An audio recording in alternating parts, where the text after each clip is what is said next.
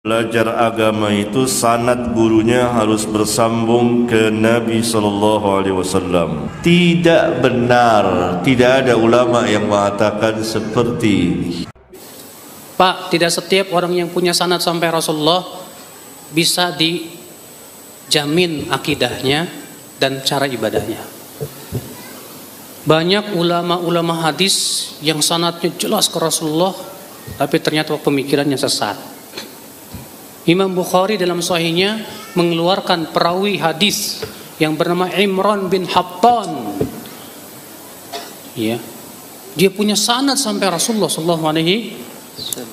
Antum pahami, Pak, sanad itu bukan artinya kita punya keturunan ke Rasulullah, bukan.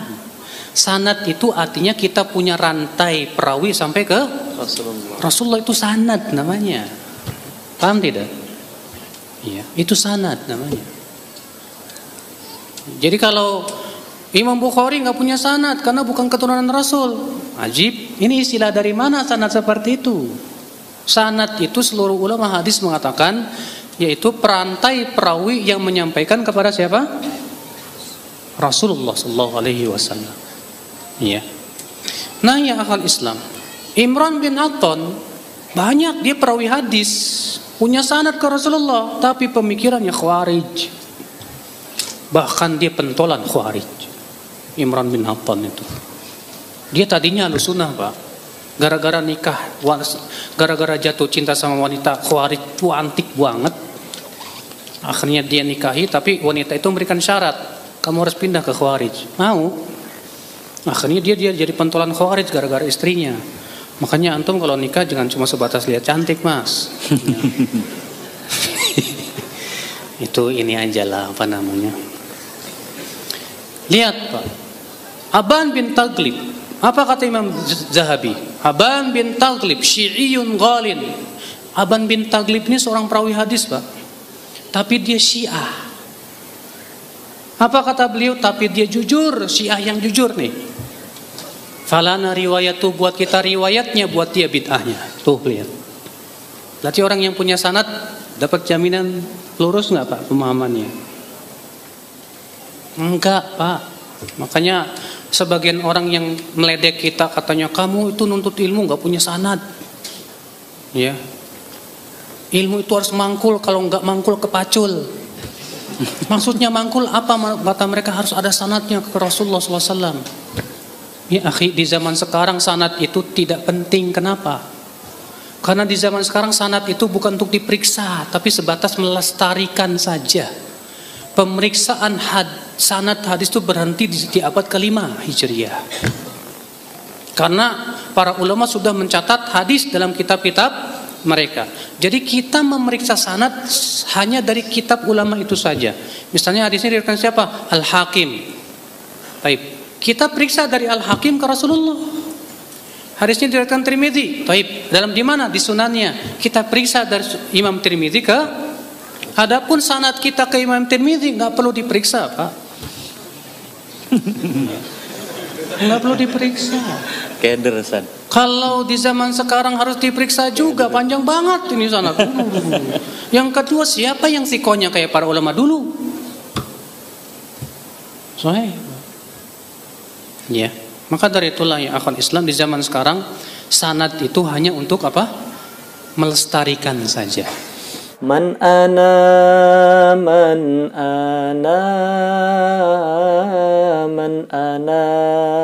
laulakum kaifa ma hubbukum kaifa ma ahwakum man ana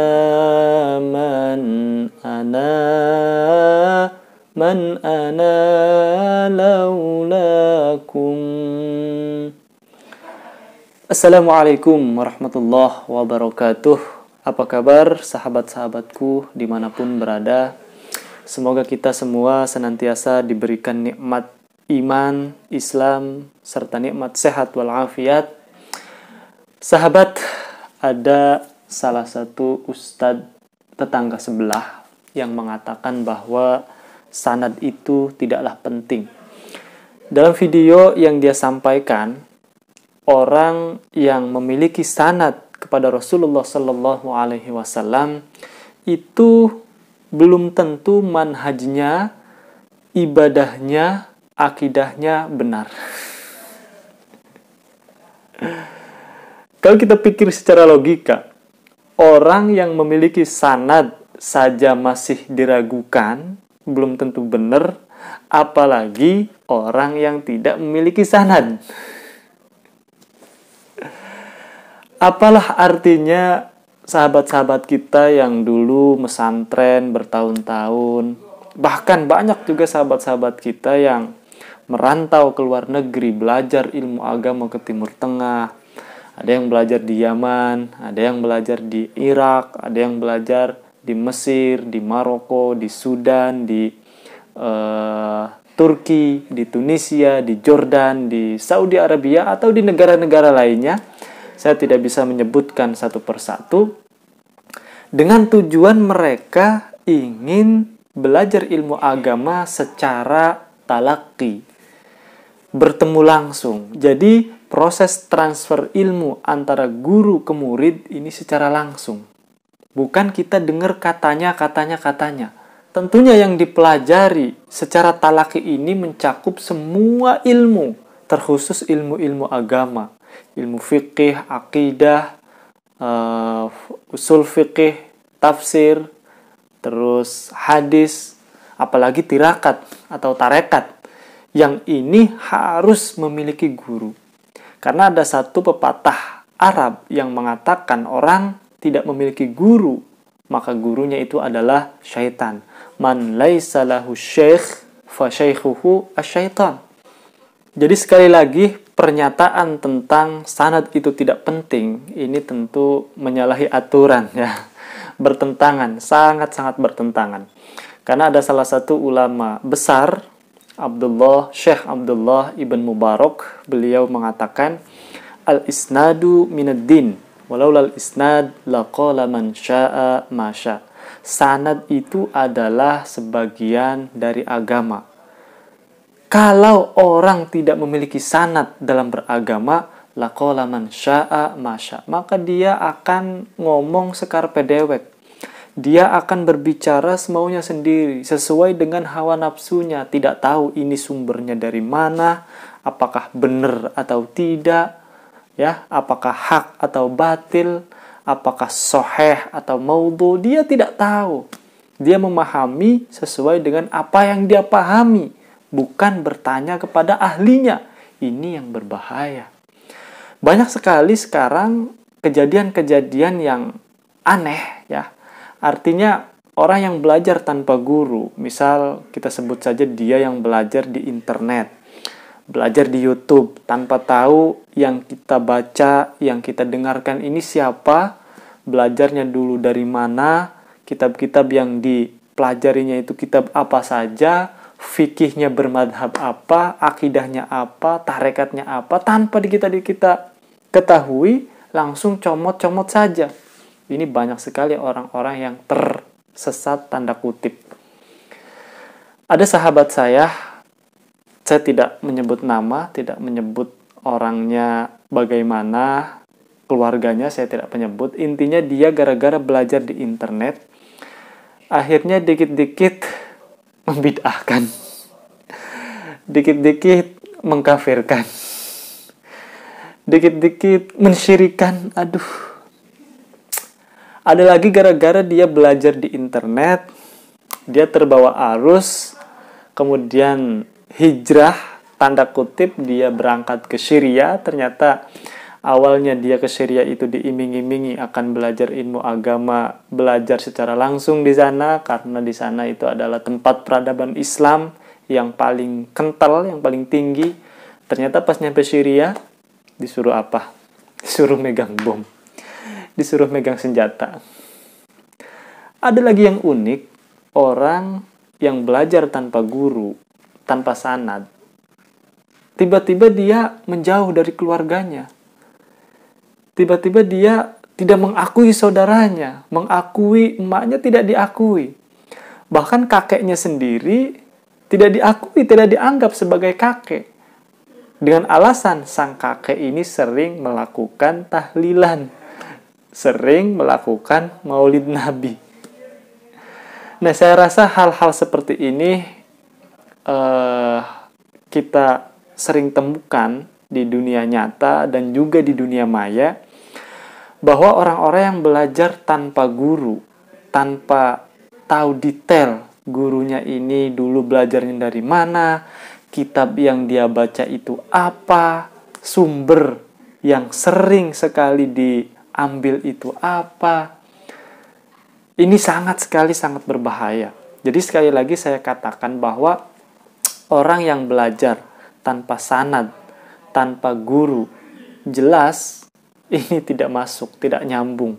Jadi sekali lagi, dalam ilmu agama, ilmu apapun, khususnya ilmu agama, ini ada salah satu nasihat dari Ibnu Sirin. Beliau adalah dari kalangan tabi'in. Dia mengatakan, inna hadzal ilma dinun, fanduru amman ta'khuduna dinakum. Jadi sesungguhnya ilmu ini adalah agama. Maka fanduru, lihatlah, amman ta'khuduna dinakum, dari siapa engkau ngambil ilmu tersebut. Harus perhatikan, ya. Jangan kita asal ketemu orang langsung kita belajar tanpa tahu asal usulnya dari mana, identitasnya dari mana. Akhirnya ya tidak sedikit, banyak sekali orang-orang yang hijrah tanda kutip, dia setelah hijrah dia mensyirik-syirikan lagu Ya Thaibah, ada yang kayak gitu. Setelah hijrah dia yang sebelumnya senang melakukan maulid Nabi, tiba-tiba dia tidak suka maulid Nabi dengan alasan ini adalah bid'ah. Setiap bid'ah itu adalah dolalah, tersesat. Dan setiap tersesat itu masuk neraka. Banyak sekali orang-orang yang sampai sebegitunya gitu ya. Jadi kita belajar, kalau tidak ada guru, ya kita tidak tahu arahnya. Laula murabbi lama arafna rabbi. Jikalau tidak ada guru, tidak ada pembimbing, bagaimana kita mengetahui Tuhan kita? Laulal ulama lama arafnal anbiya. Jikalau tidak ada ulama, mungkin kita juga tidak tahu bagaimana para nabi itu sebenarnya. Jadi jangan dianggap remeh masalah sanad ya. Ilmu apapun, sanad itu adalah nomor satu. Karena sanad ini merupakan warisan yang harus dilestarikan. Banyak sekali orang-orang yang beragama, jikalau dia tidak memiliki sanad yang penting, sanad yang muttasil ila Rasulullah sallallahu alaihi wasallam, dia celaka dalam beragama tersebut. Ya, celaka seperti apa? Yaitu tadi, memahami ayat-ayat Al-Qur'an secara rigid. Dia beragama secara eksklusif, tertutup, tidak mau terbuka. Seolah-olah agama ini adalah sempit. Agama ini adalah paksaan. Nah, ini mungkin salah satu orang-orang yang belajar agama tidak memiliki sanad yang muttasil ila Rasulullah sallallahu alaihi wasallam. Dan dalam hal ini tentu sangat penting, erat kaitannya dengan masalah hoax. Kita seringkali mendengarkan berita langsung ditelan mentah-mentah, tanpa tahu berita ini benar atau tidak, hak atau batil. Ketika kita belajar masalah sanad ini, tentu kita harus perhatikan bagaimana berita ini muncul, siapa yang mengatakan, ada apa sebenarnya. Kita tentu harus tabayun, harus klarifikasi, benar atau tidaknya. Jangan sampai ketika kita mendengar satu berita, lalu kita menyebarkan langsung ke orang lain. Iya, kalau berita ini benar. Lah kalau salah, siapa yang dosa? Wallahu a'lam. Jadi sekali lagi, belajar ilmu itu harus memiliki sanad, harus ada guru, yang mana sanad gurunya ini harus muttasil ila Rasulullah sallallahu alaihi wasallam. Dan insya Allah jikalau kita belajar dengan guru-guru yang sanadnya muttasil ila Rasulillah, ini akan meminimalisir terhadap kecelakaan-kecelakaan dalam beragama. Karena kalau belajar tidak perlu harus ada sanad, Tidak perlu harus ada guru. Nasib pesantren, nasib sekolah, nasib dirosat ulya tidak ada fungsinya, tidak ada perannya.